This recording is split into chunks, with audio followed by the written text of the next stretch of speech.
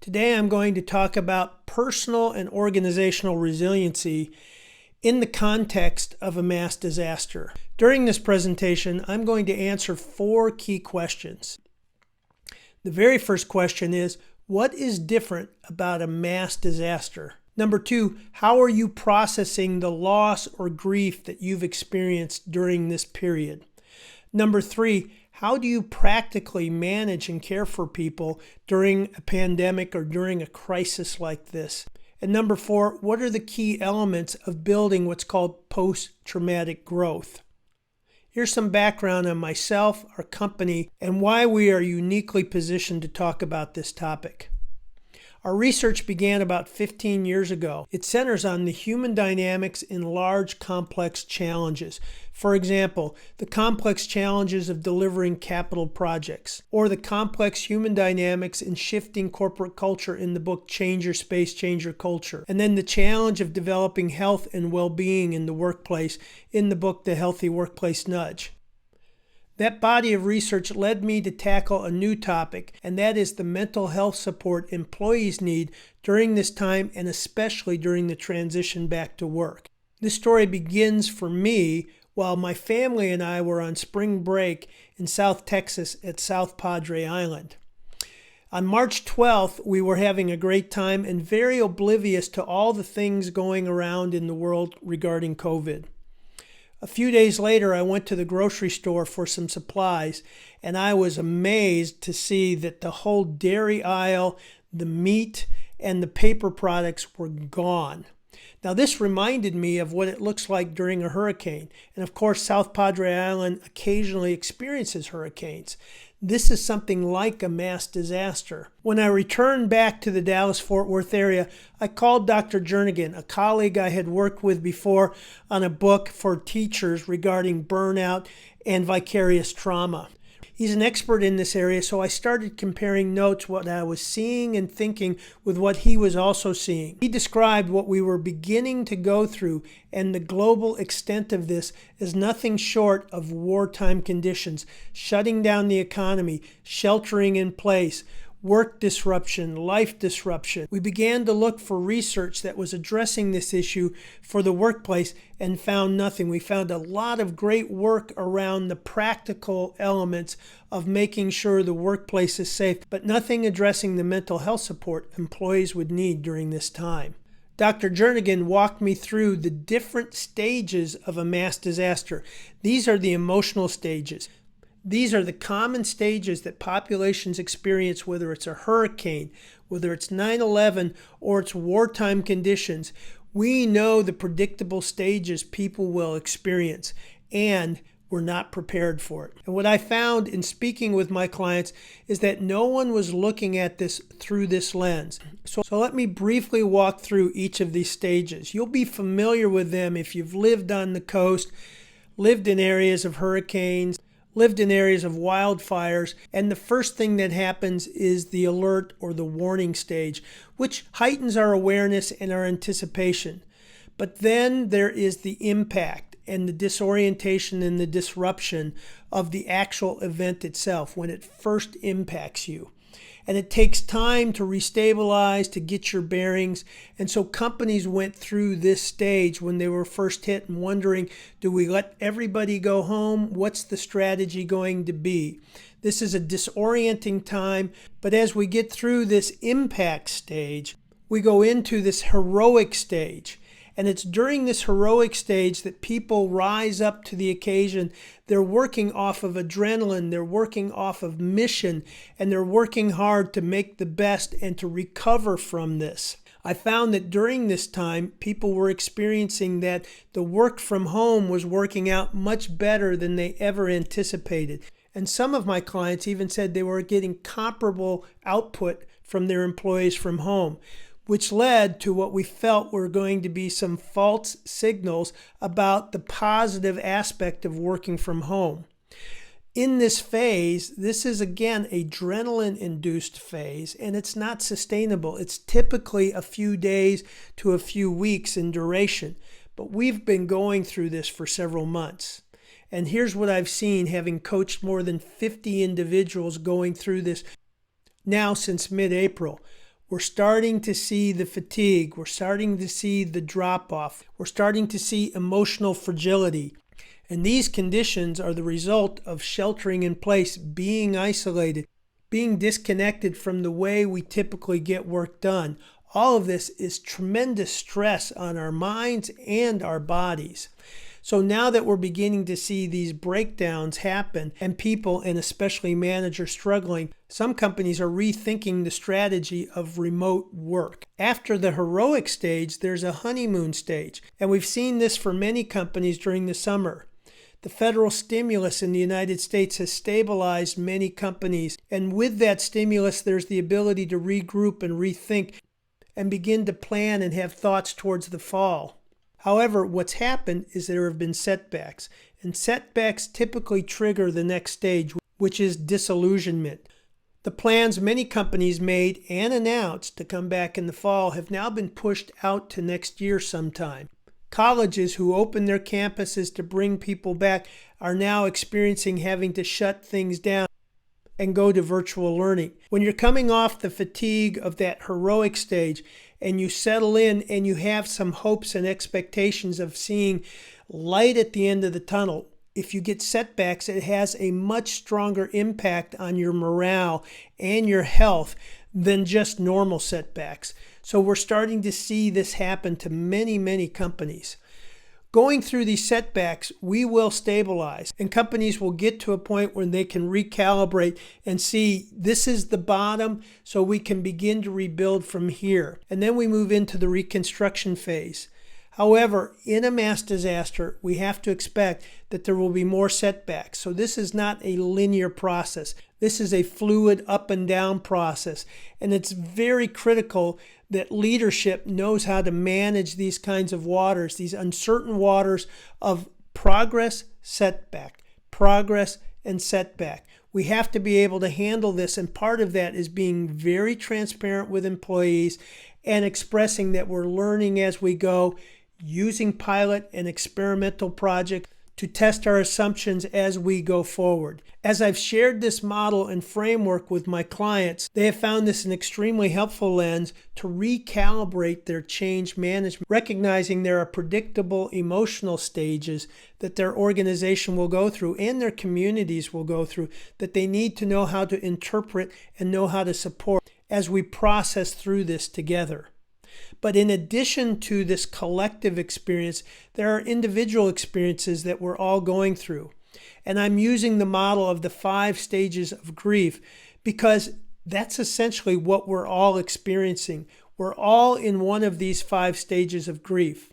So as you look at these stages, and I will go through them in detail, what I'd like you to do is try to identify where you think you are in these 5 stages. If you think you're at the end in that acceptance phase and you cannot really recall having gone through a bit of despair, a little bit of procrastination and pushing things down the road, a little bit of anger, or even some denial, I went through all of those stages between March 15th and about the middle of April. And I'll share some of that. But because I've developed what I'll talk about later, those 6 principles in post-traumatic growth, I was able to get through my 5 stages very rapidly. But I went through them. I acknowledged them, and I allowed myself to experience each one and to check off as I was moving into the next stage. And also recognize that this is not linear either. I go back and forth between different stages, between the anger stage or a little bit of despair. When I experienced the hit of COVID and returned back to the Dallas-Fort Worth area, between March 15th and April 15th, I lost 95% of my revenue for 2020 with no idea on how I was going to rebuild my business and my business model, because my business model was based on getting on an airplane, going and delivering this kind of presentation, workshops, and consulting in real time, live. That was gone. Now, fortunately, again, I had those 6 principles that I have been practicing for almost 20 years. So I was able not only to get through the process, but to capitalize on this new opportunity that I have to rethink my business from the ground up. So it's been a very rejuvenating time for me, but I still bounce back and forth when I get a little bit of setback or something that I think was going to happen and I was anticipating doesn't. These are the kinds of stages and experiences we're all going through. And just to reiterate, if you think you're at that acceptance stage and really haven't gone through or really can't recall how you've processed through this, you may still be in somewhat of a denial phase. Let me walk through these 5 stages in detail. As I walk through these 5 stages, I want you to think about and ask yourself 3 questions. Where are you in the process? Do you feel comfortable or safe to share your story? And then finally, who is helping you process this? This is very hard for an individual to process alone. And you need people, friends, and colleagues you feel safe with to talk out loud and process through and go through these stages. And I recognize how much of a challenge that is for most of us, because we've grown up with the expectation and the training that we can handle this stuff. It shouldn't be a big deal, but it is a big deal. So that's number 1. Recognize this is a big deal. Recognize everybody is going through at least some stage, because this is a mass disaster of wartime proportion that everybody is experiencing globally together. So we're all in this together. The first stage that we're all very familiar with is denial. When you're smiling on the outside but hurting on the inside, that is the experience that we grew up with and the expectations we feel the world has on us. Here's some ways to know whether you or someone else is in this stage of denial. Number 1, you're just ignoring the facts in front of you and not acknowledging the circumstances. Number 2, there may be a bit of wishful thinking. It's not that bad. We'll get through this. No big deal. It's okay. That's all wishful thinking. Number 3, you may deflect the hard questions. When you're asked, what are we going to do or how are we going to handle that? You don't deal with it directly and you try to deflect it. Number 4, and we've already talked about this, you keep up appearances. I was coaching a young millennial leader for an organization. He was very transparent with me. We got on the call and he just said, Rex, I'm not having a great day today. Do you mind if we reschedule this? That reflects a young leader with a high level of emotional intelligence. A 5th expression of denial is to minimize the threat or downplay how challenging this might be or the implications of what we're going through. And finally, this is another version of keeping up appearances, is just communicating an attitude of full steam ahead, business as usual. Those are all elements of denial. And in those first few weeks at the end of March and April, I reflected several of these: wishful thinking, keeping a stiff upper lip in the family when I had no clue how we were going to work through this. All of that's real, but if you know the stages, you know that you have to get through it, and then you go into the anger stage. Now, this anger stage, too, is an expression of trying to cope with the loss that you're experiencing. When I got back home, in those first few weeks, I started having cancellation after cancellation. So part of the anger is just the frustration of what's going on and losing the business and talking to clients and thinking to yourself, oh, they're overreacting. Why am I going through this? Anger is considered a secondary emotion. Fear, insecurity, hurt, those are all primary experiences, primary emotional wounds, and then they express themselves in different forms of anger. Here's some ways to tell whether or not you're in that stage. 1 is you feel on edge all the time. Number 2, you tend to overreact to small things. That's one of the areas that's common for me. Number 3, you can be prickly or grouchy. That's what my wife describes. When I experience a setback for a day or two, I'll just be prickly or grouchy because, again, remember, that's part of the process of working through you. And number 5, it may be misdirected anger. I experienced that the other day with somebody who I think has experienced vicarious trauma or secondary trauma. She's a caregiver for her husband, who is a war veteran that experienced PTSD. So when I was speaking on this very same topic, and I communicated that 90 million citizens have experienced either a level 1 or level 2 trauma, she took offense that I would equate that with something that a veteran would have experienced. So her husband's story is much different and tragic. But when you experience trauma, it affects the same areas of the brain in the same way. It may be to different degrees, but medically it's the same condition. But for her, it was personal. And what happened is that because of her trauma, it triggered her. She went back to feeling that helplessness, maybe even some shame or guilt. And interestingly enough, and this is what we have to watch out for in the workplace, when she was triggered because of my presentation and she came at me, it was a very direct and critical email. I felt myself being triggered as well. So as managers, we have to watch for that. And teachers sometimes experience this with children that come out of chaotic or abusive homes, and they are what we call dysregulated. That triggers trigger. So if you have areas that are not fully processed, they can be easily triggered as well. So that becomes kindling of emotional wildfires, not only in the office, but also in the nation as well in social situations. The next area of dealing with grief is that busyness, or we call it bargaining, where you're trying to buffer having to really deal with things. So number one, this can look like avoiding hard decisions. Or number two, majoring in minors.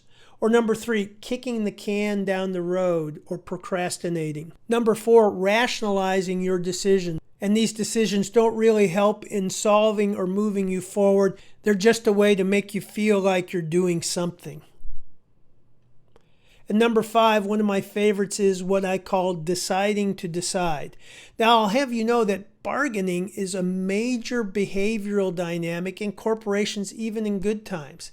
They go through all this procrastination and avoid making the hard choices. Again, this is reflective of avoiding the consequences of the loss or the change that organizations are trying to go through. And so they easily fall into this kind of behavior.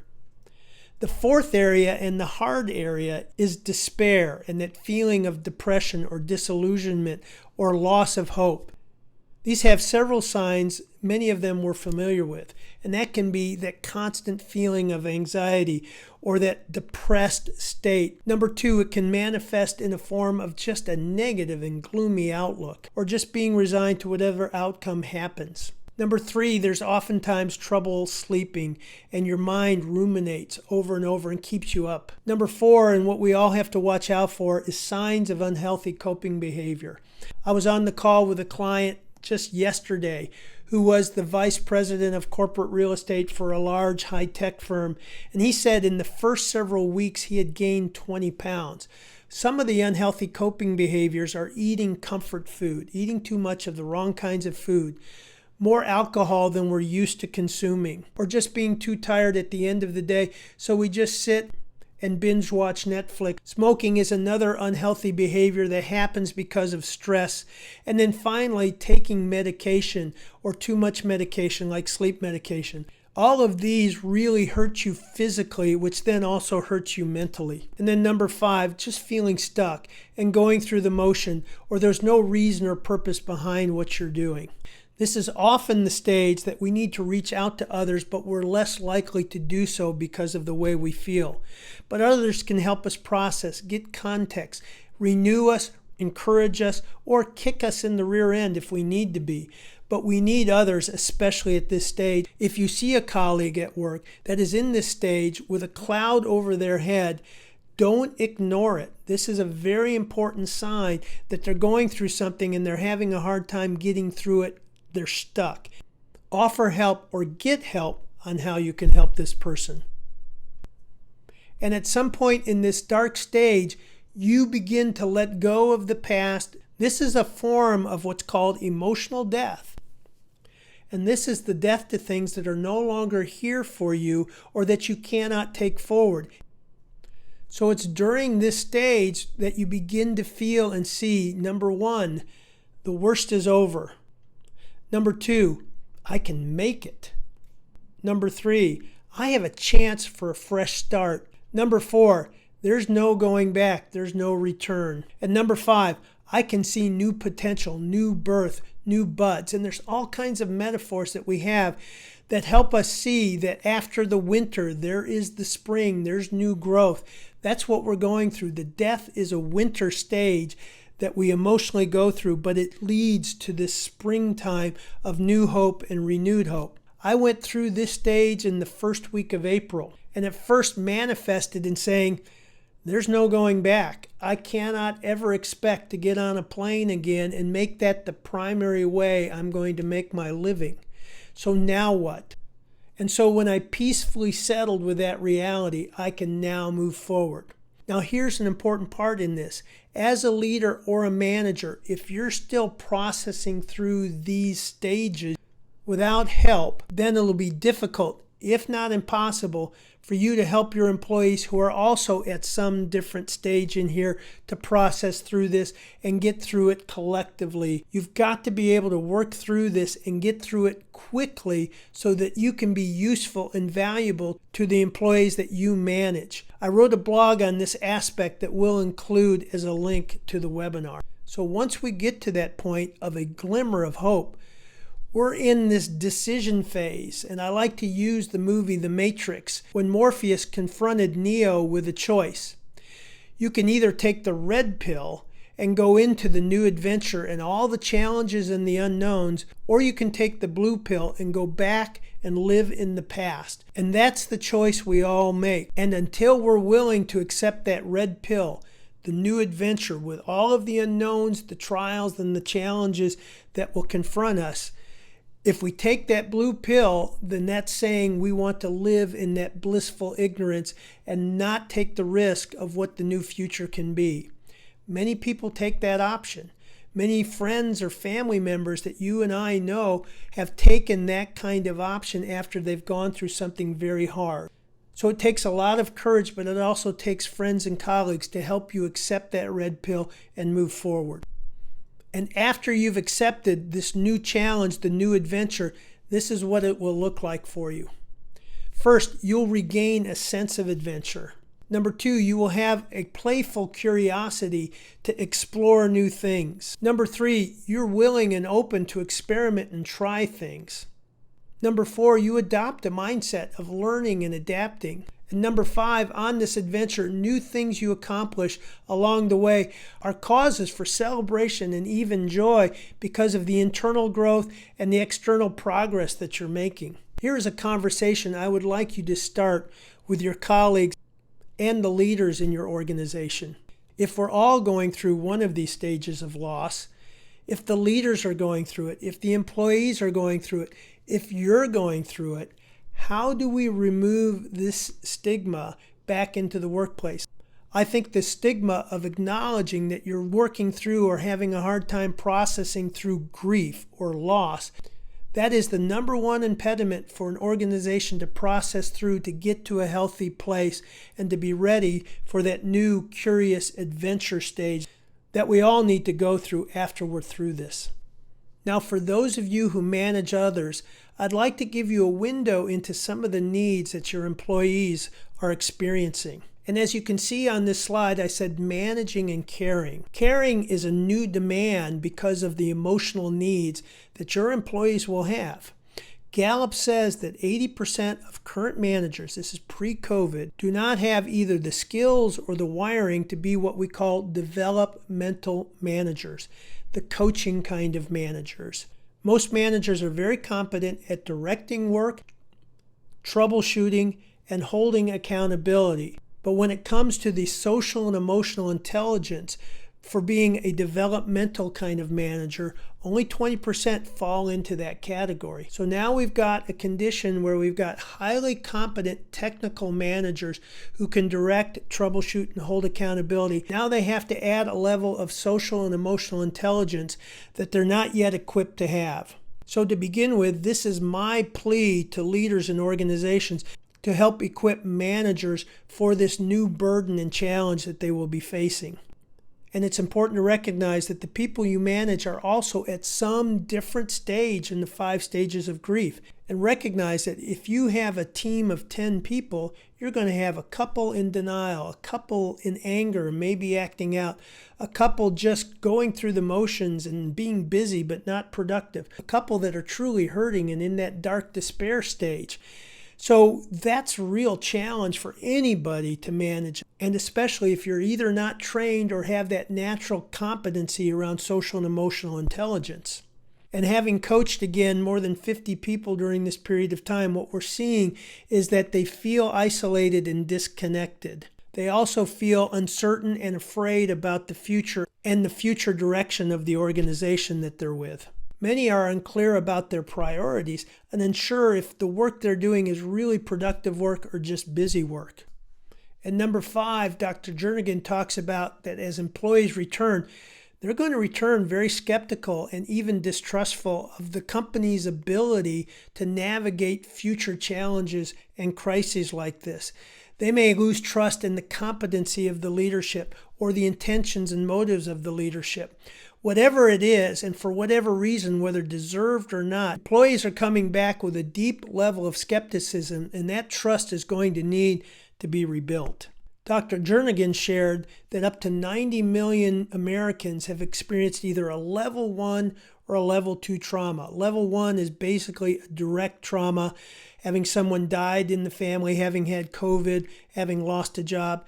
Level 2 trauma is the experience of somebody else's trauma and being closely connected to that. Or it could be extended, what we call chronic fatigue or stress fatigue. These all affect certain areas of the brain that create this hypervigilance, or what we call a default mode network, where it's always on guard and always ready to react in a defensive or protective way. We are still learning a lot about PTSD. If you have a family member or a friend who's experienced PTSD, you know the challenging journey they're going through just to get their arms around understanding how to cope with it. Our nation began to do serious research on PTSD when we saw an alarming number of soldiers coming back from the wars in Iraq and Afghanistan with these conditions. And in the war in Iraq alone, there were over 3 million tours of duty and over 450,000 soldiers that came back with different levels of PTSD. That's somewhere between 11 and 20% of the total forces that went. That was alarming, and this research led to the discovery of post-traumatic growth. So what is post-traumatic growth? What Dr. Seligman found is that a very small percentage of these soldiers came back stronger, having experienced the same trauma, than many others who were suffering from PTSD. So there were 6 traits that led to that resilience. My story in developing post-traumatic growth begins in 1999. I had just taken a new position for a company as vice president of sales. It was a growing, thriving company focusing on the high-tech industry. I had moved my family from Washington, D.C. to the Dallas-Fort Worth area in June of 1999. Within a year, we began to experience the meltdown of the dot-com bubble. And between November of 2000 and March of 2001, we had lost 70% of our revenue, all high-tech related businesses. Shortly after September 11th in 2001, and the terrorist attacks, our business was flatlining. We had no growth and no expectation of growth in the near future. So I was called into the owner's office. I had my 10-year contract ripped up in front of me, and I was told, Rex, we don't need a VP of sales, we need sales. And you have 2 choices. You can either leave today, or you can go back into sales as a salesperson. I made the choice to stay because I had made a commitment and I really didn't know of any other choice. But what that meant is I went from a very comfortable mid-6 figures income down to a $30,000 draw over 90 days, which is essentially a loan to the company. My whole life was turned upside down. I was brought to my knees, literally. Within the next year, I was up to $150,000 in credit card debt, but I had processed through, and fortunately I had in place a couple of the elements of post-traumatic growth, but I would learn the other elements over the next 5 years. So what I'm sharing with you is not theory. These are principles I put into practice, and I've developed and I've mastered them over time, and it's what allowed me to move so quickly when I experienced a similar reversal in business in March, and instead of rebuilding back in 5 years, I was able to rebuild back in 5 months. So here are the 6 principles. The first principle is positive mindset. That was my strongest attribute. I had that in place. Number 2 is playing to your strengths. In 2002, I discovered a tool that allowed me to understand and discover my strengths. So I was in the process during this time of learning how to intentionally play to my top strengths. Having a circle of 5, I had that in place. Sleep and physical wellness. I was missing this piece to the equation that I have since now regained. Meaning and purpose. This has always been a strong part of my adult foundation. So the last item are daily accomplishments. This is something I learned how to adapt and keep score in a different way. So let's begin. So first of all, let's talk about positive mindset. The primary researcher for the military on post-traumatic stress syndrome is Dr. Martin Seligman. He is considered the father of what we call positive psychology. And as you can see here in this quote, part of a positive mindset is that persistence and willingness not to give up, to continue to endure through. It may be called grit, can be called hard-headedness. My wife sometimes calls it the pit bull in me. But this is one of the traits that the soldiers who came back who were stronger possessed. Now the second attribute is playing to your strengths. Interestingly enough, Dr. Donald Clifton mentored Martin Seligman. And Dr. Donald Clifton is known as the father of what's called strengths-based psychology. In other words, we grow faster and better by playing to our innate strengths. And so the science shows that we grow faster and better by doing what we naturally do well and enjoy most. In other words, by focusing on what we do right than trying to fix what we do wrong. Now that's a big paradigm shift for most corporations, where management oftentimes focuses on fixing what's wrong in people instead of identifying what they naturally do well and working on their strengths. And here you can see I'm in the middle of a training session on strengths, and you can see behind me in this image the profiles of the different individuals in the workshop, and you can see my top 5 strengths in the bottom left-hand side of the image. Now these strengths came from the Clifton Strengths Assessment, formerly known as the Strength Finder Assessment. We use that because it is a psychometric tool. In other words, it's measuring your strongest synaptic clusters, and it measures what you naturally do best and enjoy most. Once you've identified that and you understand what they are, and you learn how to play to those strengths, and you understand what they look and feel like in action and how to intentionally play to those strengths, those are game changers for most people. They were for me, and they have been for many of the 15,000 people that I have trained since 2002. One of the important features of my unique strengths, those top 5 strengths are 1 in 33,600,000. That's how many different combinations of the top 5 strengths there are. There's 34 in total. Why is that important?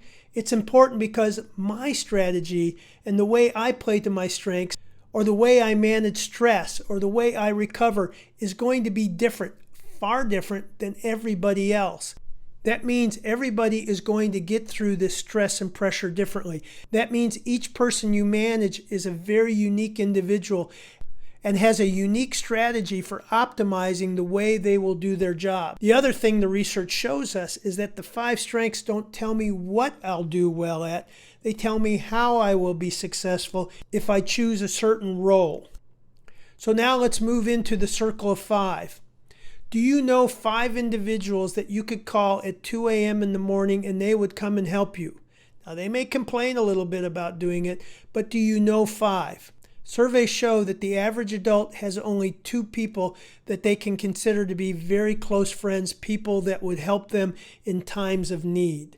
We need 5. We need a community. You need one person at work. Gallup calls it having a best friend at work. And the research shows that employees that have a close colleague at work that they can confide in, that will hold them to their best, is 60% less likely to leave in the future or going through hard times. This next area is something that we added to Seligman's traits, and this is sleep and health. Now, I put sleep first. I feel like that is the one area that most of us could improve and need to improve in. 70% of the U.S. population is sleep deprived. Sleep deprived leads to emotional and health challenges. So this is an area I want to emphasize in. I cover it in the book, The Healthy Workplace Nudge. There's other really good books. I put this as the #1 health challenge, and especially during this time of crisis. We all need to be well rested to think clearly and to feel good going through hard times. As you're thinking about this, I want to ask you, how many hours of sleep are you getting on average a night? You need 7.5 to 9 hours in bed to get a quality 7 hours of sleep a night on average. People are different, but for me, that's what I need. And I monitor and manage this. And I consider myself a very good and effective sleeper, having developed the habit over the last 3 years. So there are 3 questions I would like you to ask yourself. First, how many hours on average do you sleep? Number 2, how consistent is it? And number 3, what is the quality of that sleep? Now, it's very hard to know that unless you're using a good health tracking device. I would not recommend a consumer health tracker. I would recommend one of the sports health trackers. One of the areas, too, that it's a misconception is that time in bed is not sleep. For example, my health trackers tell me that I'm about 80% efficient in bed. In other words, the time in bed, 80% of that time is true sleep. And those health trackers have also shown that I need, on average, 7.5 hours of real sleep. So if it's 80% efficient, that means I need to be in bed about 9 hours to get 7.5 hours of quality sleep. Now, that's very different for everybody, but I want to help you understand how to begin to think about your sleep. Make it a priority, and then begin tracking it, and then begin working to improve it. I believe it is the #1 thing we all need to get through this emotionally healthy, physically healthy, and building our resilience. The 5th element is finding meaning and purpose, living beyond yourself, living for something bigger than yourself. And I refer here to Dr. Viktor Frankl. He is the founder of logotherapy. He was a prisoner of war in Auschwitz and saw a distinct difference between those who survived the prison camps and those who died. And those who survived had something bigger they were living for, something beyond them they were living for. And the book that he wrote as a result of this experience is called Man's Search for Meaning. And so in those circumstances in Auschwitz, which he had no control over, he focused on what he did have control over, and that was his attitude and his character. And the way he got stronger in those 2 areas was to find meaning and purpose in everything he did, even menial things or in the hardships, finding how he would grow from it, what he would learn from it, how he might help somebody else through it. And this is an essential trait to building resiliency, and very hard to do when we're going through such difficult times. The final trait or final principle is a sense of accomplishment on a daily basis and keeping score and keeping track. There's important psychology behind this. This is the sense of creating what's called a virtuous cycle or a flywheel effect. I'm building on success, beginning with small pieces of success and leading to bigger and bigger. And so when your whole routine is disrupted and the normal means of keeping score are gone, where do you go? First, you look at routine. Structure, routine, and consistency. Am I successful in keeping my routine? And for me, I put together criteria of what would lead to success. These are called leading indicators. It's about rebuilding the process that these disciplines or habits or activities will eventually lead to outcomes. Spending time developing this process, and for me, what I determined is creative time would be productive time. Family time would be productive time. Physical exercise would be productive time. So keeping track on a daily basis, did I accomplish something creative today? Did I make a substantial relationship connection today? Did I spend some quality time with my son today? Did I get the physical exercise? And every time I can check that off, that gives me renewed energy to be able to continue to build and build. And this is an important part of resetting what scorekeeping looks like and taking a deep look at what you measure progress by. Remember, it's not just getting stuff done, but it's getting stuff done that leads to an outcome. That's how you have to redesign this. So what is the rest of my story this year? Well, the rest of my story is that I've rebuilt my business back. Instead of taking 5 years back in the 2000s, it's taken me about 5 months to completely reinvent myself in a virtual platform, revamping all my workshops that used to be in person over 2 days and spreading them out in a virtual context. I'm now 65 years old. I now qualify for Medicare. In 2000, when I was 45 years old, we moved to Texas. I was 190 pounds at that time, and today I'm 154 pounds. I'm in the best physical condition that I can remember since coming out of college. In the past, I traveled every day, and I've now recaptured about 2 productive days a week because I'm home. And with that recaptured time, I have the opportunity to mentor some young leaders and help them build their resiliency in this time period. So taking the lessons of Dr. Viktor Frankl, this experience that wiped out my business has actually become an internal renewal process. And I feel fortunate and blessed that I've also been able to rebuild my business. So before we leave this section, I'd like you to think and recap on these 6 principles to post-traumatic growth. And I'd like you to rank the 6. Which is your strongest? I began in 2000 with positive mindset as the strongest element I had. What we know is you don't begin building with your weakness, you build with your strength. What is your strongest element? So rank those and begin thinking about what's the next element you're going to begin strengthening and build towards. And so as we wrap up, my research leads me to believe that mental health is going to be the #1 workplace issue over the next decade. Now, the pandemic provides a golden opportunity for us to reset the way our companies operate and work towards building organizational resilience. We need a resilient workforce, but in order to achieve a resilient workforce, we need happy and healthy employees. So let's recap our presentation. #1, when you go back to your company and recap your company's journey through the different stages of a mass disaster and try to look for stories and periods where you can see we were in the heroic phase here. This is what it looked like. This is what we learned. We were in the honeymoon stage. This is what it looked like. Try to get some lessons gained from going through this so that you can have insight that will give you some foresight as to what to expect as we go into some of these new stages. So #2, consider again where you might be in the 5 stages and what kind of help you might need to help you process through.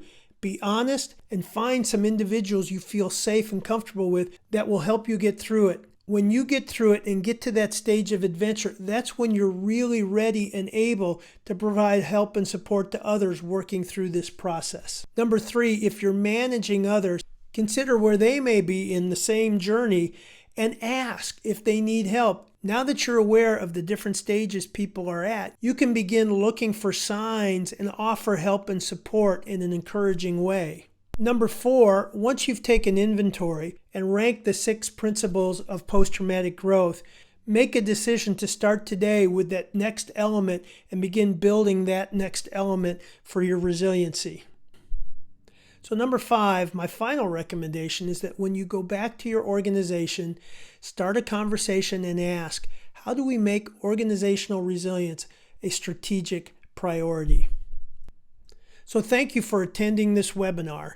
If you'd like to get a copy of the book, you can go to my website. We'll provide a link below plus a discount code for those who participated in this webinar.